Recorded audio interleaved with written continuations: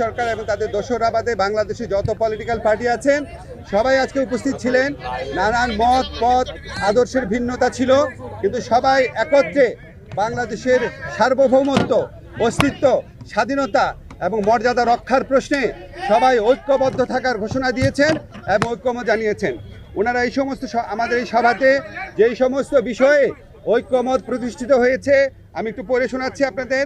প্রথমেই ভারতে যে বাংলাদেশ বিরোধী বিভিন্ন তৎপরতা চলছে, বাংলাদেশের উপ হাইকমিশনে হামলা, বাংলাদেশ বিরোধী প্রচারণা, বাংলাদেশের অভ্যন্তরীণ ব্যাপারে হস্তক্ষেপ, এসবের তীব্র নিন্দা জানানো হয়েছে এবং ভারতের এই সমস্ত পদক্ষেপের বিরুদ্ধে বর্তমান সরকারের যে আত্মমর্যাদাশীল এবং সাহসী ভূমিকা তার প্রশংসা করা হয়েছে এবং সরকারের সাথে সলিডারিটি প্রকাশ করা হয়েছে।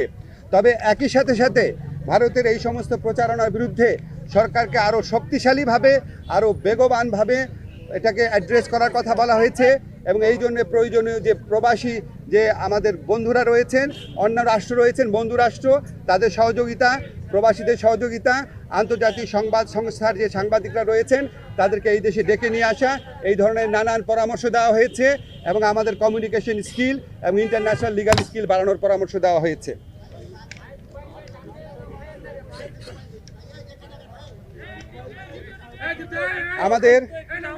আমাদের একই সাথে সাথে ভারতের সাথে বাংলাদেশের যত চুক্তি হয়েছে গত 15 বছরের ফ্যাসিস্ট শাসন আমলে সেটা প্রকাশ করার দাবি করা হয়েছে এবং একই সাথে সাথে রামপাল সহ বাংলাদেশের জন্য ক্ষতিকর যে সমস্ত চুক্তি আছে সেগুলি বাতিল করার দাবি করা হয়েছে।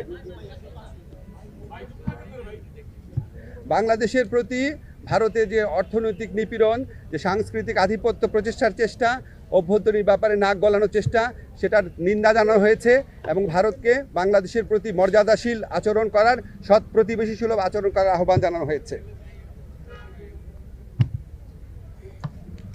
আচ্ছা, আমাদের এই পরিস্থিতি মোকাবেলায় ভারত বাংলাদেশ বিরোধী যে বিভিন্ন প্রচারণা চালাচ্ছে, এই পরিস্থিতি মোকাবেলায় সকল সম্প্রদায়ের মানুষের ভূমিকার প্রশংসা করা হয়েছে এবং সাম্প্রদায়িক সম্প্রীতি যে কোনো উস্কানির মুখে অটুট রাখার প্রত্যয় ব্যক্ত করা হয়েছে। সবশেষে সবাই একটা জিনিস বলেছেন যে আমাদেরকে আর শক্তিহীন, দুর্বল, নতজানু ভাবার কোনো রকম কোনো অবকাশ নাই। যে কোনো ধরনের অপপ্রচারণা এবং উস্কানির বিরুদ্ধে আমরা ঐক্যবদ্ধ থাকব এবং আমরা আমাদের ঐক্য অটুট রাখব, আমরা সাহসী থাকব এবং আমরা যে কোনো ভবিষ্যতেও যে কোনো ধরনের প্রচারণা আসলে, যে কোনো ধরনের উস্কানি আসলে আমরা আমাদের ঐক্যকে আরও বেগবান দেখানোর একটা প্রচেষ্টা অব্যাহত রাখব।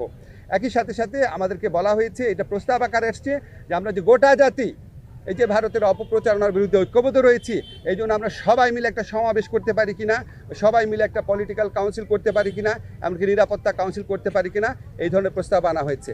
এই সবার মূল সুর ছিল যে আমাদের মধ্যে মত পথ আদর্শের ভিন্নতা থাকবে, আমাদের রাজনীতি ভিন্নতা থাকবে, অবস্থান ভিন্নতা থাকবে, কিন্তু দেশ সার্বভৌমত্ব এবং অস্তিত্বের প্রশ্নে আমরা সবাই এক, সবচেয়ে উপরে দেশ এবং এটার থেকে আমরা কখনো বিচ্যুত হব না।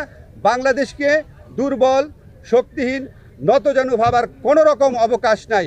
এটা এই জাতীয় ঐক্যমতে, এটা একটা জাতীয় সমাবেশের মধ্যে দিয়ে, সকল রাজনৈতিক সমাবেশের মধ্যে দিয়ে এই বার্তা প্রকাশ করতে, এই বার্তা জানিয়ে দিতে বলা হয়েছে। আপনাদের ধন্যবাদ।